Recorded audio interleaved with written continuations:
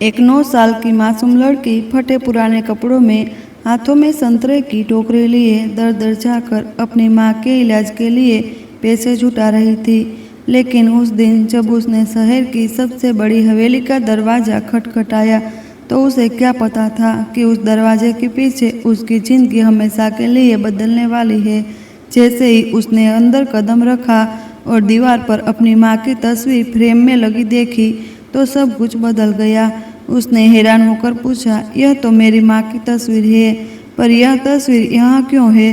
फिर उस हवेली के करोड़पति मालिक ने जो कहा उसकी आंखें नम हो गई। दोस्तों, इस दिल को छू लेने वाली कहानी की पूरी सच्चाई जानने के लिए वीडियो अंत तक जरूर देखें। भीषण गर्मी अपने चरम पर थी और मुंबई की धूल भरी सड़कों पर 9 साल की अंजलि छोटे से कंधों पर एक भारी प्लास्टिक की थैली उठाए धीरे धीरे चल रही थी। थैली में ताजे मीठे संतरे भरे थे। उसके पैरों घंटों पैदल चलने से दुख रहे थे और पेट सुबह से खाली था, लेकिन उसने चेहरे पर कोई सिकन नहीं थी। उसके हर कदम में एक मजबूत इरादा था। घर पर उसकी माँ स्नेहा, जो टीबी जैसी गंभीर बीमार से जूझ रही थी, उसे आज ही अपनी दवा चाहिए थी। दवा महंगी थी और संतरे बेचना ही अंजलि के लिए एकमात्र रास्ता था। वह शहर के सबसे अमीर इलाके जहाँ बड़े बड़े लोग रहते हैं में एक एक घर के विशाल दरवाजों पर दस्तक दे रही थी। ज्यादातर लोग उसे अनदेखा कर देते थे या नहीं कहकर दरवाजा बंद कर लेते थे, पर अंजलि ने हार नहीं मानी, क्योंकि माँ ने हमेशा सिखाया था कि मुश्किल में उम्मीद नहीं छोड़नी चाहिए। तभी उसकी नज़र एक ऐसी हवेली पर पड़ी जिसका दरवाजा उसने पहले कभी नहीं देखा था। यह एक महल जैसा लग रहा था। सफ़ेद संगमरमर की दीवारें, ऊंची खिड़कियां और चारों ओर विदेशी लाल गुलाब और अन्य पौधे लगे थे। इसका नाम था सिंघानिया विला। हवेली बहुत भव्य थी, पर अजीब तरह से खामोश और उदास भी थी, जैसे वहाँ कोई रहता ही ना हो। अंजलि ने हिम्मत जुटाकर गेट पर लगा छोटा सा बटन दबाया। कुछ पल की चुप्पी के बाद स्पीकर से एक गहरी भरी आवाज आई, कौन है? आवाज में एक अजीब सी थकान थी। अंजलि ने अपना गला साफ किया। जी नमस्ते साहब, मेरा नाम अंजलि है, मैं संतरे बेच रही हूँ, क्या आप कुछ लेना चाहेंगे? बहुत ताजे और मीठे हैं। काफी देर तक दूसरी ओर चुप्पी छाई रही। अंजलि को लगा कि वह अब चली जाए, तभी आवाज फिर आई, कितने के? उम्मीद से अंजलि का चेहरा चमक उठा। 5 संतरे 50 रुपए के साहब, या 180 के? बहुत अच्छा दाम है। एक और लंबा विराम, फिर आवाज ने कहा, वही इंतजार करो। अंजलि गेट के पास खड़ी रही, हाथों में थैली का वजन एक हाथ से दूसरे हाथ पर बदलती रही। उसके हाथ दुखने लगे थे और गला सूख रहा था, लेकिन यह सोचकर कि आज माँ की दवा आ जाएगी, यह मजबूत से खड़ी रही। एक अनंत काल जैसा लगने वाले समय के बाद उसे कदमों की आहट सुनाई दी। गेट जोर से गूंजा और धीरे धीरे खुल गया। सामने एक लंबा कद काठी वाला आदमी खड़ा था। उसने महंगे सफेद कपड़े और चमकदार जूते पहने थे। उसकी घड़ी शायद अंजलि के पूरे घर से भी ज्यादा कीमती थी। यह आदमी अर्जुन सिंघानिया था। उसका चेहरा खूबसूरत था, पर उसकी आंखें थकी हुई थी, जिनमें गहरे दुख के बादल छाए हुए थे। अर्जुन ने नीचे उस छोटी सी बच्ची को देखा, जिसकी स्कूल यूनिफॉर्म पुरानी और जूते फटे थे। एक पल को उसकी आंखों में कुछ अजीब सा भड़का, शायद हैरानी, शायद उलझन। अंदर आ जाओ, उसने धीरे से कहा। अंजलि हिचकिचाई। माँ ने हमेशा कहा था कि अजनबियों के घरों में कभी नहीं जाना चाहिए, पर यह आदमी खतरनाक नहीं लग रहा था, वह बस बहुत बहुत दुखी लग रहा था। कोई बात नहीं, अर्जुन ने अंजलि के चेहरे पर चिंता देखकर कहा, मैं तुम्हारे सारे संतरे खरीद लूंगा। अगर तुम डर रही हो तो यहीं दरवाजे पर खड़ी रहो। सारे अंजलि की आंखें चौड़ी हो गई। उसके पास 20 संतरे थे। यह तो उससे 3 दिन में कमाने वाले पैसे से भी ज्यादा था। हाँ, सारे। अर्जुन ने अपना बटुआ निकाला, फिर रुककर उसे ध्यान से देखा। तुमने आखिरी बार खाना कब खाया था? जवाब में अंजलि ने पेट से जोर से आवाज आई। शर्म से उसके गाल लाल हो गए और उसने अपनी नजरें नीचे झुका ली। अर्जुन के थके हुए चेहरे पर थोड़ी नरमी आई। अंदर आ जाओ, पहले तुम्हें कुछ खाने तो देता हूँ, फिर तुम्हारे संतरे के पैसे दूंगा। अंजलि भूखी थी और उसकी आवाज में उसे सच्चाई महसूस हुई। उसने धीरे से सिर हिलाया और उस शानदार मगर उदास हवेली के अंदर कदम रखा। अर्जुन सिंघानिया के कहने पर अंजलि ने सिंघानिया विला के मुख्य हॉल में कदम रखा। बाहर की भव्यता अंदर भी बरकरार थी। छत से लटकते क्रिस्टल के विशाल झूमर से हॉल की फर्श पर बिछी महंगी सफेद मार्बल की टाइलों पर रोशनी का खेल हो रहा था। हवेली शानदार थी, पर उसमें एक असहज गहरी उदासी छाई थी। अंजलि को लगा जैसे इस घर में केवल सुंदरता है, जीवन नहीं। यह उसके छोटे लेकिन हंसी और माँ के प्यार से भरे घर से बिल्कुल अलग था। अर्जुन ने अंजलि को बैठने का इशारा किया और खुद रसोई की ओर बढ़े। तुम वहीं इंतजार करो बेटी, मैं तुम्हारे लिए कुछ अच्छा बना लाता हूँ। तुम बहुत थकी हुई लग रही हो, उन्होंने कहते हुए अपनी आंखों में छिपी उदासी को मुस्कुराने की कोशिश की। अंजलि अकेली बैठी अपनी आंखों से पूरी हवेली को माप रही थी। उसका ध्यान दरवाजे की ऊंचाई और दीवारों पर लगी महंगी पेंटिंग पर था। तभी उसकी नज़र एक विशाल संगमरमर की सीढ़ी के पास रखी एक छोटी नक्शादार लड़की के मेज पर गई। उस मेज पर एक शानदार सोने के फ्रेम में जड़ी एक तस्वीर रखी थी। जैसे ही अंजलि की आंखें उस तस्वीर से मिली, उसका छोटा सा दिल एक पल के लिए धड़कना भूल गया। उसने पूरे शरीर में ठंडी लहर दौड़ गई। वह सोफे से उतरकर उस मेज की ओर दौड़ी। तस्वीर में एक सुंदर युवा महिला थी जिसने एक साधारण सूती की पीली साड़ी पहनी थी और उसके चेहरे पर एक ऐसी भोली मुस्कान थी जिसे अंजलि ने हजारों बार देखा था। वो उसकी अपनी माँ स्नेहा की तस्वीर थी। यह उसकी माँ की कई साल पुरानी तस्वीर थी, जबकि उनकी आंखों से बीमारी की थकान नहीं बल्कि प्यार की चमक हुआ करती थी। अंजलि ने फोटो को अपने कांपते हाथों में उठाया। उसकी आंखों से आंसू छलक उठे। यह यहाँ क्यों है? उसके दिमाग में सिर्फ यही सवाल एक तूफान की तरह गूंज रहा था। तभी अर्जुन सिंघानिया हाथ में एक ट्रे लिए हुए वापस आए, जिस पर एक प्लेट में गर्म समोसे और एक गिलास में ताज़ा नींबू पानी रखा था। अंजलि को रोते और तस्वीर को सीने से लगाए देखकर अर्जुन ने तुरंत ट्रे जमीन पर रख दी। अंजलि, क्या हुआ मेरी बच्ची, तुम ठीक तो हो? उन्होंने घबरा कर पूछा। अंजलि ने फोटो फ्रेम को कसकर पकड़ा और बिना किसी डर के उस अमीर आदमी की ओर देखा। उसकी आवाज में वह भोलापन नहीं था, उसमें एक मजबूत चुनौती भरा सवाल था। यह तस्वीर, उसने कांपते होठों से कहा फ्रेम की ओर इशारा करते हुए, यह तस्वीर मेरी माँ की है। मेरी माँ की तस्वीर आपके घर में क्यों है? अर्जुन सिंघानिया स्तब्ध रह गए। उनके हाथ ढीले पड़ गए और उनका चेहरा एक पल में सफेद पड़ गया। वर्षों का दुख एक पल में टूटता हुआ नजर आया। उनकी नज़र अंजलि के चेहरे पर गई, फिर उस फोटो पर गई और फिर एक बार अंजलि के चेहरे पर। वही आंखें, वही मासूमियत। उन्होंने अपनी आंखों पर विश्वास न करते हुए लड़खड़ाती हुई लगभग फुसफुसाहट जैसी आवाज में पूछा, तुम कौन हो? तुम्हारा नाम क्या है बेटी? अंजलि का जवाब उसके दिल में वर्षों में छिपे दर्द को बाहर ले आया। मेरा नाम अंजलि है और मैं स्नेहा की बेटी हूँ। यह कहकर अंजलि के गालों पर आंसू की धारा और तेज हो गई। अंजलि के सीधे सवाल ने अर्जुन सिंघानिया के अंदर दबे हुए 10 साल के दर्द और अपराध बोध को एक झटके में बाहर निकाल दिया। उनकी आंखें अब आंसुओं से भर गई थी, पर वह खामोश थे, एक ऐसी खामोशी जिसमें वर्षों की अनकही कहानी छिपी थी। अंजलि, जिसे अब भूख या थकान महसूस नहीं हो रही थी, ने फोटो फ्रेम कसकर पकड़ा हुआ था। उसने देखा कि वह अमीर आदमी जिसे देखकर हर कोई डरता होगा, उसके सामने कमजोर पड़ रहा है। मेरी माँ कहती है कि उनके पास एक ऐसी चीज थी जो किसी अमीर आदमी के लिए बहुत कीमती थी और उन्होंने उसे खो दिया था। यह पाप है क्या?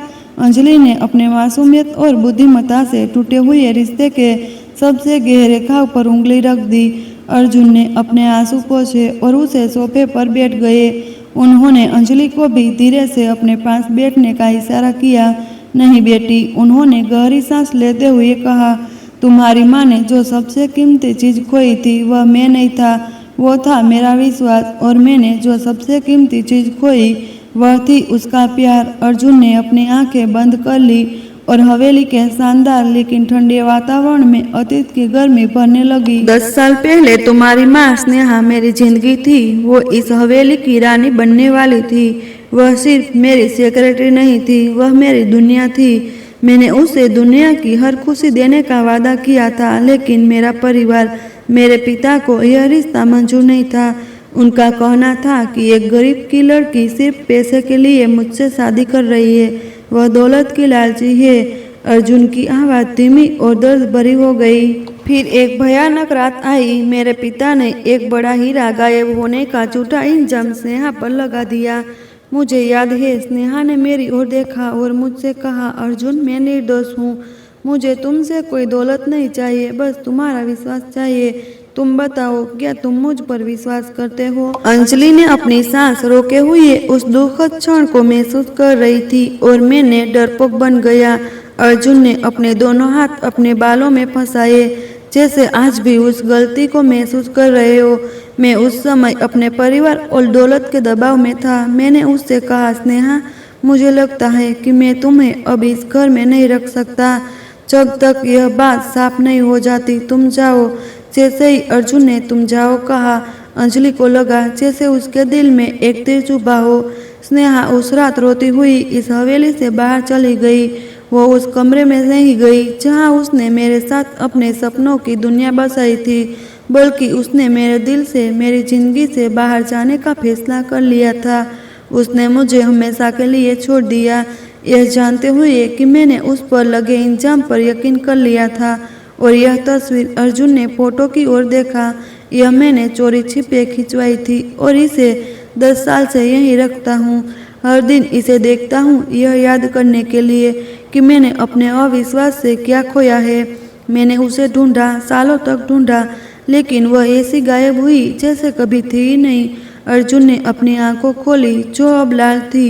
उन्होंने अंजलि के नन्हे हाथों पर अपने बड़े थके हुए हाथ रखे। तुम उसकी बेटी हो, मेरी बेटी हो। अर्जुन की आवाज में एक पिता का दर्द और वर्षों का अकेलापन था। उन्होंने उस छोटी सी लड़की को अपनी बाहों में भर लिया और जैसे रोने लगे। अंजलि भी रो पड़ी, लेकिन उसके आंसू अब केवल दुख के नहीं थे, उनमें एक नामुमकिन सी सच्चाई के मिल जाने की खुशी भी थी। अर्जुन सिंघानिया और अंजलि उस बड़े सोफे पर घंटों बैठे रहे। अर्जुन ने रोते हुए बताया कि कैसे उन्होंने अपनी गलती के बाद हर मंदिर, हर शहर में स्नेहा को ढूंढा, हर दरवाजे पर दस्तक दी, लेकिन उन्हें सिर्फ खामोशी और अफसोस मिला। उन्होंने बताया कि कैसे उनका करोड़ों का साम्राज्य उन्हें खुशी नहीं दे पाया, क्योंकि उन्हें दिल में सिर्फ एक खालीपन था। जब अर्जुन ने अपनी कहानी खत्म की तो अंजलि ने धीरे से अपनी शर्ट की जेब से कुछ मुड़े हुए पुराने नोट निकाले, संतरे बेचकर कमाए हुए पैसे। उसने वे नोट अर्जुन की ओर बढ़ा दिया। यह क्या है बेटे? अर्जुन ने हैरान होकर पूछा। अंजलि ने नम आंखों से जवाब दिया, यह मेरी माँ की दवा के पैसे है। अब जब आप मेरे पिता हैं तो क्या आप मेरी माँ को ठीक कर देंगे? वह बहुत बीमार है और उन्हें रोज खांसी आती है, वह बहुत दर्द में है। अर्जुन ने उस छोटी सी लड़की की आंखों में देखा और महसूस किया कि दौलत का सबसे बड़ा उपयोग क्या हो सकता है, किसी अपने की जान बचाना। उन्होंने अपने कांपते हाथों से अंजलि के माथे को चूमा। तुम्हारी माँ को कुछ नहीं होगा बेटी, मैं वादा करता हूँ। मैं अभी उन्हें यहाँ लेकर आता हूँ। मेरा सबसे अच्छा डॉक्टर उनके इलाज के लिए आएगा। अर्जुन ने तुरंत अपने मैनेजर को फ़ोन किया, उसे सारी बात समझाकर और सिंघानिया विला में एक खास विंग को स्नेहा के लिए तैयार करने का आदेश दिया। अर्जुन और अंजलि तुरंत एक महंगी लेकिन साधारण सी गाड़ी में बैठकर उस छोटे तंग मोहल्ले की ओर चल दिए जहां अंजलि और स्नेहा रहती थी। अंजलि ने रास्ते भर अपने पिता का हाथ कसकर पकड़ा हुआ था। जब वे झुकी झोपड़ी वाले उस घर में बाहर पहुंचे तो अर्जुन का दिल टूट गया। जिस स्नेहा को उन्होंने महलों में रहने के लिए पैदा किया था, वह एक छोटे से टूटे हुए घर में दर्द से जूझ रही थी। अंदर स्नेहा एक पुरानी चारपाई पर लेटी थी जो एक पतली मैली चादर से ढकी हुई थी। उनका चेहरा पीला पड़ गया था और उनकी सांसें छोटी थी। जैसे ही अंजलि कमरे में घुसी, स्नेहा ने कमजोर आवाज में कहा, अंजलि, तू कहाँ रह गई थी? क्या तूने संतरे बेच दिए? माँ, अंजलि दौड़कर उसके पास गई। तभी कमरे के दरवाजे पर एक लंबी परछाई आई। स्नेहा ने दरवाजे के ओर देखा और अर्जुन को पहचान लिया। उनकी आंखों में पल भर के लिए हैरानी आई, फिर एक गहरी उदासी छा गई। अर्जुन उनके सामने घुटनों के बल बैठ गए। उनकी आवाज भावनाओं के सैलाब में डूब गई थी। स्नेहा, मेरी स्नेहा, मुझे माफ कर दो। मेरी गलती के लिए, मेरे अविश्वास के लिए मुझे माफ कर दो। मैं तुम्हें ढूंढता रहा, तुम मुझसे दूर क्यों चली गई? मैंने तुम्हारी यह हालत कर दी। स्नेहा ने धीरे से अपना कांपता हाथ उठाया। अर्जुन, आप यहाँ क्यों आए हैं? मुझे आपकी दौलत की जरूरत नहीं थी, ना ही आपके पछतावे की। मुझे सिर्फ आपका विश्वास चाहिए था, पर अब बहुत देर हो गई है। और अंजलि को आपसे कुछ नहीं चाहिए, यह मेरी बेटी है। स्नेहा का यह रूखाहटी स्वभाव दे अर्जुन को उनके पुराने आत्मविश्वासी दिनों की याद दिलाता था, लेकिन अर्जुन हार मानने वालों में से नहीं था।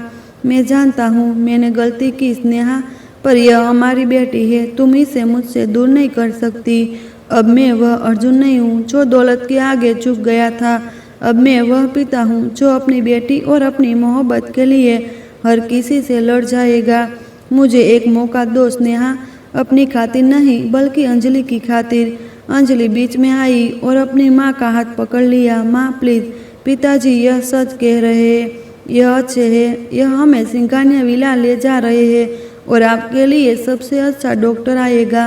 प्लीज मना मत करो। एक माँ अपने बच्चे की आंखों में उम्मीद और खुशी को मना नहीं कर सकती थी।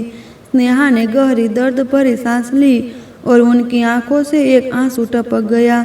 उन्होंने अंजलि के सिर पर धीरे से हाथ फेरा और खामोशी से अर्जुन को अपना इलाज की तैयारी शुरू करने की इजाज़त दे दी।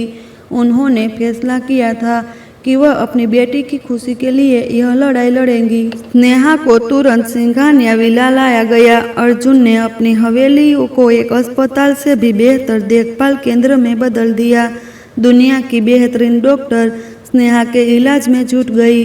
हवेली का जो विंग सालों से खामोश और ठंडा पड़ा था, अब वहाँ नर्सों की आवाज़ें, डॉक्टरों की सलाह और दवाइयों की हल्की सी खुशबू आने लगी। इन मुश्किल भरे दिनों में अंजलि ने वह सब देखा जो उसने कभी सोचा भी नहीं था। उसने अर्जुन को अपनी माँ की देखभाल करते देखा, एक पल के लिए भी उन्हें अकेला ना छोड़ते हुए। अर्जुन अब सिर्फ एक अमीर बिजनेसमैन नहीं थे, वह एक पति और पिता थे जो अपनी सबसे बड़ी गलती को सुधारने की कोशिश कर रहे थे। उन्होंने अपने व्यापार को, फैसलों को पीछे छोड़ दिया था और अब उनका ध्यान सिर्फ स्नेहा के ठीक होने पर था। स्नेहा का स्वास्थ्य धीरे धीरे सुधरने लगा। लगभग 1 महीने के बाद वह विंग से बाहर निकलकर सिंघानिया विला के मुख्य हॉल में आई। वह अभी भी कमजोर थी, लेकिन उनके चेहरे पर बीमारी का पीलापन हट चुका था और एक धीमी शांत मुस्कान थी। अर्जुन उस क्षण का इंतजार कर रहे थे। उन्होंने हवेली के मुख्य दरवाजे पर ही स्नेहा को रोक लिया। स्नेहा, उन्होंने धीरे से कहा, आवाज़ अब भी दबी हुई थी, मैं जानता हूँ कि तुम्हारी तबीयत अभी पूरी तरह ठीक नहीं हुई है, पर मैं और इंतजार नहीं कर सकता। मैंने 10 साल पहले तुम्हें खोया था क्योंकि मैं बेवकूफ़ और डरपोक था।